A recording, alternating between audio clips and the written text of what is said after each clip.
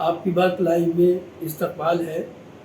اس وقت ہمارے ساتھ مولانا سجاد نعمانی صاحب ہیں اور ہم بات کریں گے مولانا سے آج جو مدارس کو، دینی مدارس کو ٹارگیٹ کیا جا رہا ہے سروے کے نام پر اور مختلف طریقے سے، اس مسئلے کو لے کر آج ہم مولانا سے بات کریں گے اور ان کی رائے جاننے کی کوشش کریں گے کہ ہندوستان میں آج سے قبل کبھی ایسے حالات پیدا نہیں ہوئے تھے، تو آج یہ ایسا کیسا مرحلہ آیا ہے کہ مسلمانوں پر خاص طور سے ان کے مدارس کو ٹارگیٹ کیا جا رہا ہے۔ مولانا ہمارے اس پروگرام میں آپ کا بہت استقبال ہے۔ بہت شکریہ۔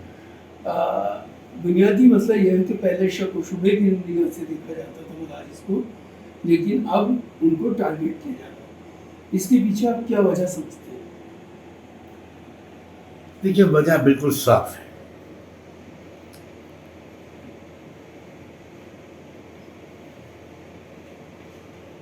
جو رجیم اس وقت حکومت کر رہی ہے اور جو تنظیم اس وقت ملک پر چھائی ہوئی ہے، صرف پارٹی نہیں، سنگٹھن،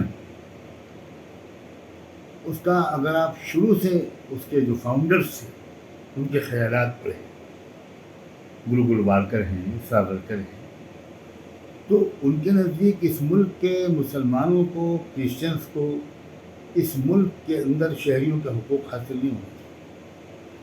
یہ دوسرے درجے کے شہری ہیں، ان کو ہم برداشت کریں گے، لیکن ایکول رائٹس ان کو نہیں دیے جا سکتے۔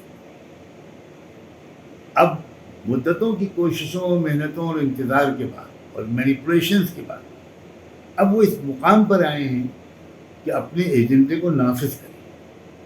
ایک ایک مسئلے کو الگ الگ لینے کے بجائے مدرسہ، مسجد، پرسنل لا، سول کوڈ، ٹرپل طلاق، حجاب، ایک ایک مسئلے کو الگ الگ لینے کے بجائے آپ پورے ٹوٹلٹی مسئلے کو سمجھنے کی ضرورت ہے۔ انہیں اسلامی کلچر اور تہذیب اس کو اس ملک میں سر اٹھا کر چلنے نہیں دینا، اور مدرسہ ظاہر ہے کہ اسلامک آئیڈینٹی کے بچانے میں سب سے میجر رول مدرسہ سسٹم آف ایجوکیشن ہے۔ تو وہ کسی بھی بہانے سے اس کو روکیں گے، اس میں رکاوٹیں ڈالیں گے، نہ جانے کتنے قسم کے الزامات لگائیں گے۔ یہ اس کی ایک شروعات ہے، اس لیے اس کی حقیقت مبہم بالکل نہیں ہے، نہ کسی کو اس سلسلے میں کوئی ابہام رہنا چاہیے۔ مولانا، جیسے ہمارے آئین میں آرٹیکل 29 30 کے اندر یہ اختیار دیا گیا ہے کہ اقلیتیں اپنی مرضی کی تعلیم دے سکتے ہیں، اپنی مرضی کے ادارے قائم کر سکتے ہیں، تو کیا موجودہ سرکار آئین کی ان چیزوں کو نہیں مانتی؟ میں تو سمجھتا ہوں اس میں کسی قسم کے سوال کی ضرورت ہی نہیں۔ وہ تو یقینی طور پر اس دستور کو نہیں مانتے۔ 52 سال تک RSS کے میں ترنگا جھنڈا نہیں لہرائے گئے۔ شروع میں سنویدھان کو انہوں نے بالکل نہیں مانا، کھلم کھلا اس کے خلاف بولتے تھے۔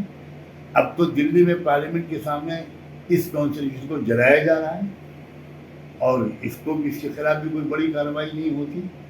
تو اس کا صاف مطلب یہ ہے کہ کانسٹیٹیوشن کی اب نزدیک کوئی اہمیت نہیں ہے۔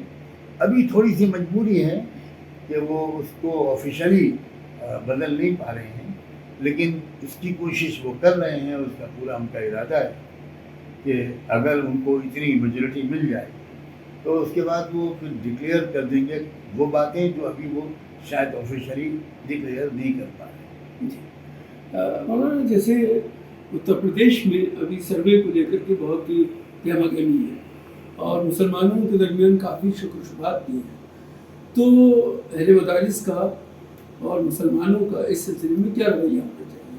دیکھیے، میں اپنی کوئی ذاتی انفرادی رائے ایسے مسائل میں میڈیا کے ذریعے دینا مناسب نہیں سمجھتا۔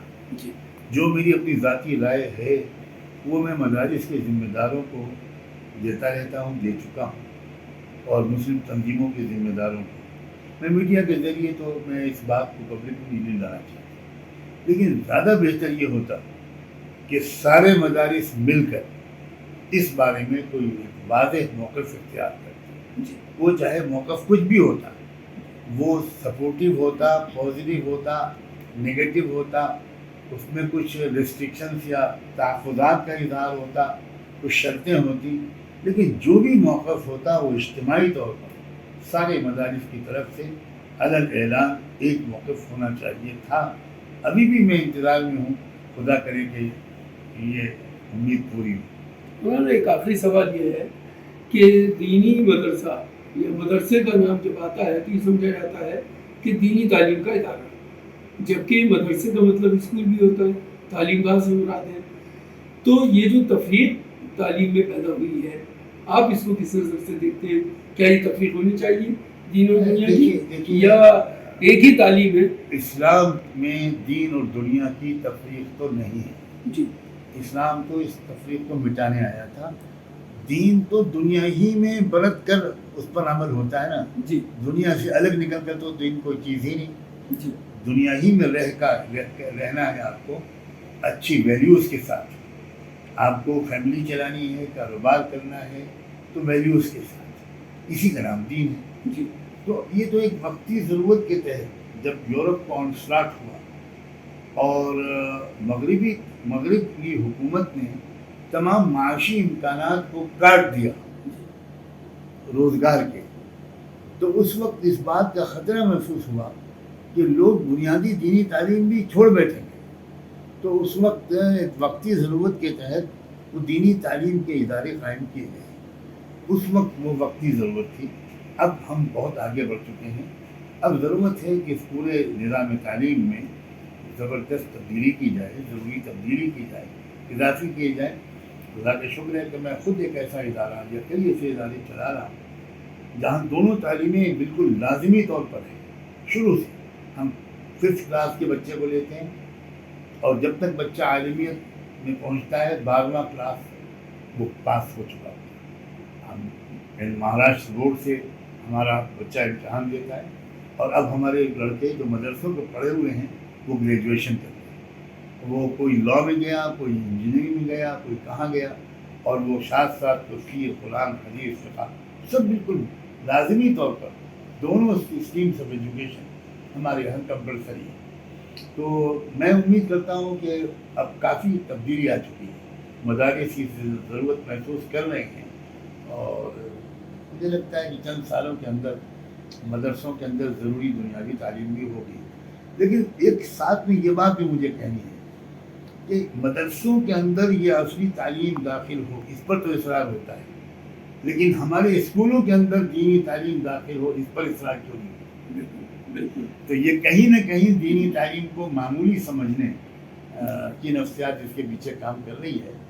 خدا کرے کہ غیر شعوری طور پر ہو، تو ضرورت ادھر بھی مکمل کرنے کی ہے، ادھر بھی مکمل کرنے کی۔ آپ کیا پیغام دینا چاہتے ہیں مسلمانوں کو کہ آج کے حالات میں ان کا کیا؟ میرا پیغام یہ ہے کہ قوموں پر حالات آتے ہیں اور قومیں چیلنجز سے ہی ابھرتی ہیں۔ جی، نارمل حالات قوموں کو سلا دیتے ہیں، تو چیلنجز کو مواقع میں تبدیل کرنے کا فن سیکھنے کی ضرورت ہے۔